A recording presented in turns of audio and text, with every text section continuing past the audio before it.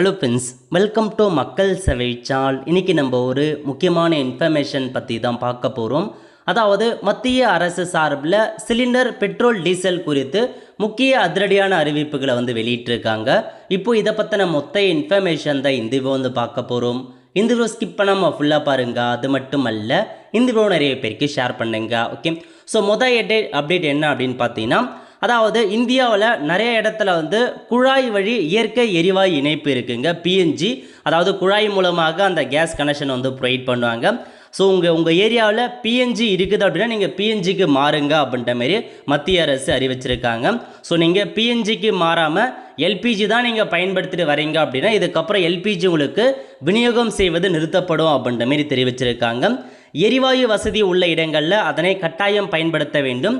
ஒரே எரிபொருளை சார்ந்திருப்பதை குறைக்கும் வகையில் நடவடிக்கை எடுக்கப்படும் என மத்திய அரசு அறிவிச்சிருக்காங்க. உங்கள் ஏரியாவில் பிஎன்ஜி வசதி இருக்கான்னு நீங்கள் பிஎன்ஜிக்கு மாறுங்க.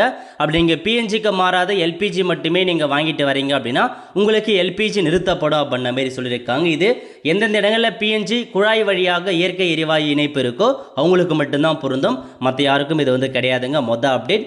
ரெண்டாவது அப்டேட் என்ன அப்படின்னு பார்த்தீங்க அப்படின்னா, ரீசெண்டாக நிறைய பேர் என்ன சொல்கிறாங்க அப்படின்னா, அதாவது சிலிண்டரை புக் பண்ணுறதுக்கான இடைவெளி இருக்குது பாருங்கள். இப்போ ஒரு சிலிண்டரை புக் பண்ணிவிட்டு அடுத்த சிலிண்டரை புக் பண்ணுறதுக்கு ஒரு குறிப்பிட்ட தேதி இருக்குது, இவ்வளோ நாள் தான் புக் பண்ணோம் அப்படின்ன மாதிரி. ரீசெண்டாக 35 நாட்கள் தான் அடுத்த சிலிண்டரை புக் பண்ண முடியும் அப்படின்ன மாதிரி நிறையா ஷேர் ஆச்சு. அது யாருக்காக காரணம் என்ன அப்படின்னா, சம்பந்தப்பட்ட நிறுவனங்களே எஸ்எம்எஸ் மூலமாக அனுப்பிடுறதா நிறைய பேர் தகவல் தெரிவிச்சிருந்தாங்க. அந்த வகையில் மத்திய அரசு என்ன சொல்லியிருக்காங்க அப்படின்னா, இந்த சமையல் எரிவாயு சிலிண்டர் முன்பதிவுக்கு புதிய காலக்கெடு நாங்கள் எதுவுமே நிர்ணயிக்கவில்லை. ஸோ அதனால் அந்த செய்தியை எதுவும் உண்மை இல்லை அப்படின்ற மாதிரி சொல்லியிருக்காங்க. யூஸ்வலாக ஒரு சிலிண்டரை புக் பண்ணுறதுக்கு என்ன காலக்கெடு இருக்குது அப்படின்னா, நகரப்புறங்களில் 25 நாட்கள் இடைவெளி விட்டு நீங்கள் சிலிண்டரை புக் பண்ணலாம். இன்றைக்கி நீங்கள் புக் பண்ணுறீங்க அப்படின்னா அடுத்த சிலிண்டர் 25 நாட்கள் கழிச்சு நீங்கள் புக் பண்ணி வாங்கிக்கலாம் அப்படின்ற மாதிரி சொல்லியிருக்காங்க. அதேமாரி கிராமப்புறங்களில் 45 நாட்கள் டைம் கொடுக்குறாங்க. இன்றைக்கி ஒரு சிலிண்டரை புக் பண்ணி வாங்கிட்டீங்க அப்படின்னா இதுக்கடுத்து நீங்கள் புக் பண்ண வேண்டியது 45 நாட்கள் கழிச்சு தான் உங்களால் புக் பண்ண முடியும். இதே நடைமுறை தொடரும் அப்படின்ற மாரி மத்திய அரசு சொல்லியிருக்காங்க. இது ரெண்டாவது அப்டேட்.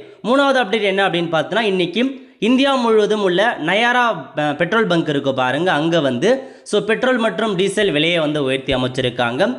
அதாவது பெட்ரோல் 5.30 ரூபா உயர்த்திருக்காங்க ஒரு லிட்டருக்கு. டீசல் ஒரு லிட்டருக்கு 3 ரூபா உயர்த்தி அமைச்சிருக்காங்க. ஸோ பெட்ரோல் விலை ஒரு லிட்டருக்கு 107 ரூபாய் விற்பனை செய்கிறாங்க. டீசல் விலை 97 ரூபாய் விற்பனை செய்கிறாங்க. இது ஒன்லி அந்த ப்ரைவேட் பெட்ரோல் பங்க் மட்டும்தாங்க பொருந்தும். நார்மலாக கவர்மெண்ட் பெட்ரோல் பங்க்லாம் இருக்குது பாருங்கள். இந்தியன் ஆயிலாக இருக்கட்டும், ஹெச்பியாக இருக்கட்டும், அது எல்லாமே ஸோ நார்மலாக இருக்க அதே ரேட் தான் விற்கிறாங்க. ஒன்லி இந்த நயாரா பெட்ரோல் பங்க்கில் மட்டும் அதுக்கான விலையை உயர்த்தி அமைச்சிருக்காங்க. அதுக்கப்புறம் என்ன அப்டேட் கொடுத்துருக்காங்க அப்படின்னா, பாரத் கேஸ் நிறுவனம் இருக்காங்க பாருங்க. அவங்க குருகிராம் அப்படின்ற இந்தியாவில் முதல் எல்பிஜி ஏடிஎம் பார்த்தா அறிமுகப்படுத்தியிருக்காங்க. இந்த இயந்திரம் மூலம் வங்கி ஏடிஎம் போலவே வெறும் 2 to 3 நிமிஷங்களே சமையல் எரிவாயு சிலிண்டரை பெறலாம். ஓடிபி மூலம் சரிபார்த்து காலி சிலிண்டரை ஒப்படைச்சு ஆன்லைன் கட்டணம் செலுத்தி உடனடியாக புதிய சிலிண்டர் பெறலாம் அப்படின்னு சொல்லியிருக்காங்க. தற்போது 10 கிலோ எடையுடைய இந்த சிலிண்டர் ஏடிஎம் அறிமுகம் செஞ்சு வச்சுருக்காங்க. இதுதான் உங்களுக்கான அப்டேட். ஸோ இதாங்க மொத்தமாக 4 அப்டேட் கொடுத்துருக்காங்க. நிறைய பேருக்கு தெரியப்படுத்துங்க. அடுத்த ஒரு நல்ல சந்திப்போம். நன்றி, வணக்கம்.